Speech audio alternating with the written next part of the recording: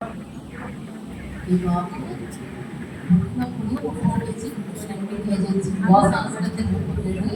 40 kgs నుంచి పుట్టిన తర్వాత నుంచి వెంటనే కేజీస్ ఇంట్లో జరగాలని పెట్టారండి. 3 రోజులు కంప్లీట్ అయితే డాక్టర్ అన్నారు వెళ్తే వచ్చింది తప్పతే పడేది అని చెప్పారు. అయితే మేమేం చేసామంటే గర్భంలో ఉన్నప్పుడు ఏదైనా సరే అడబాపేట బాగుంది పెట్టారు ఈ సేవ సమర్పిస్తాం తండ్రి అని మేము మొక్కుకున్నామండి. అయితే నా 2 తోడుకోడలు 2 ఆడబిడ్డలు, నాకు 2 ఆడబిడ్డలు, ఇంకో తోడుకోడలు 2 ఆడబిడ్డలు. మాకైతే బాబు పుట్టాడు. బాబు బట్టి సంతోషించాలో తెలీదు, దుఃఖించాలో తెలియని పరిస్థితి అన్నమాట. ఆ పరిస్థితుల్లో మా నాన్నగారు చనిపోయారు. అటువంటి పరిస్థితుల్లో ఈ బిడ్డని చాలా బాధతో తెచ్చుకొచ్చాడండి. అయితే ఈ మూతి పక్కకి వెళ్ళిపోవడం వల్ల పాపం తాగని పరిస్థితి 6 నెలలు పితికి పెట్టానన్నమాట. గొడవ వేసి పట్టేదన్నమాట. అటువంటి వెళ్ళండి దేవుడు ఆయన దయా సందర్భాలు బట్టి ఇంత పంపించాడు. అయితే ఏమైందంటే అప్పుడు డాక్టర్ విధానం ఫస్ట్గా చూపెట్టి 10 సంవత్సరాల పిల్లలకి ఎంతో నేరం ఉంటుందో ఈ పిల్లలకి 4 సంవత్సరాల బాబుకి ఎంత ఉంటుంది, బాబుకి 10 సంవత్సరాలు వచ్చినప్పటికీ అంత జ్ఞానం వస్తుందండి. మీరు బాబుతో ఇవన్నీ మీరు పెంచగలిగితే పెంచుకోవాలి, మీ ఇష్టం మీద ఆధారపడి ఉందని చెప్పారండి. అయితే సరే అనేసి పెంచి ఇంకా ఈ బాబు లేకపోతే 5 వారానికి 3 డబ్బులు అయిపోయింది. అయితే మా దీన్ని బట్టి ఇంటి కొంచెం బాగుంటాడేమో అని తింటున్నాడు కదా నాకు స్కూల్ వేస్తే ఈ తిన్నదంతా కట్టేసేవాడు. వారం 7 రోజులు వేసుకుని మాకు డ్రెస్సులు కాంప్లెక్స్ ఉండేవాళ్ళు. అతని దగ్గర తీసుకెళ్ళాను. వారం రోజులు ఎంత చిన్న చల్ల నీళ్ళు పడి కాదు, రాత్రి పగలు అనమాట. పరిస్థితుల్లో కూడా దేవుడు కాచి కాపాడాలని ఆ చిన్నప్పుడు చేయడం చాలా కష్టం అన్నమాట. అటువంటి పరిస్థితుల్లో నేను సీడీ పెట్టేసి ఇచ్చేసేదాన్ని అనమాట. అలా వినుకునేవాడు. ఎందుకో కానీ చాలా అయిందండి. అయినా ఇప్పుడు నేను బాధపడట్లేదు, అప్పుడు నాకు తెలియలేదు. కానీ అది విని నా పూర్వం జ్ఞాపకం ఉంచుకున్నట్టున్నాడు. అయితే నేను కుటుంబంలో ప్రార్థన చేసుకునేటప్పుడు పాట పాడేటప్పుడు ఇవన్నీ బ్రెయిన్లో పెట్టుకొని 103వ కీర్తన చెప్తాడండి, 91వ కీర్తన చెప్తాడు. ఏ పాటైనా పాడతాడండి. అంటే ఒకసారి ఆలకిస్తాడు, ఆలకించిన వెంటనే బ్రెయిన్లో పెట్టుకొని పాడతాడనుకుంటాం. మేము అంటే పుట్టినప్పుడు అలా పుట్టాడు కదా, దేవుని సమర్పించామంటే ఇలాంటి పిల్లలు సమర్పించాలని అంటారని ఇలాంటి పిల్లలైనా ఏమైనా ఇచ్చేయగలుగుతామండి. కానీ చాలా బాధపడటం, చాలా డబ్బు చేసాము. కానీ ఆయన మైండ్ నిమిత్తం మనం ఉంచుకున్నాడో ఏమో తెలియదు.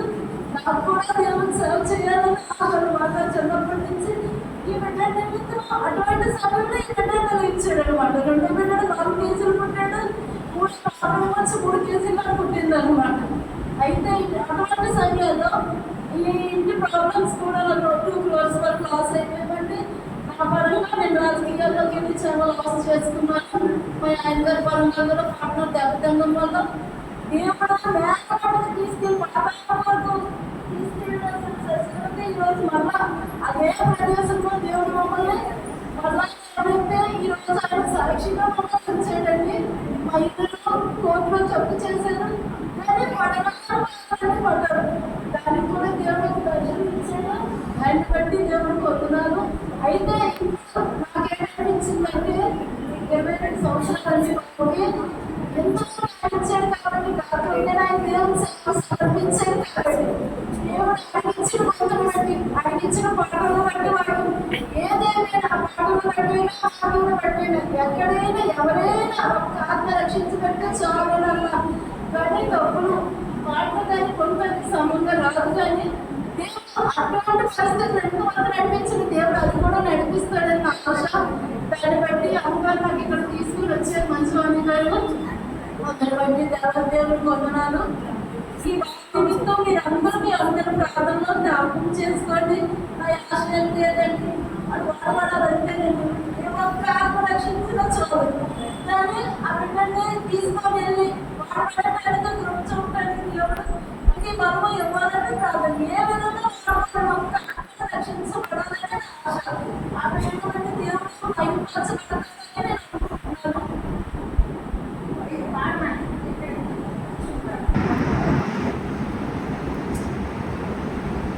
వాక్యం చెప్తారండి, మూడు గంటలు చెప్తారు.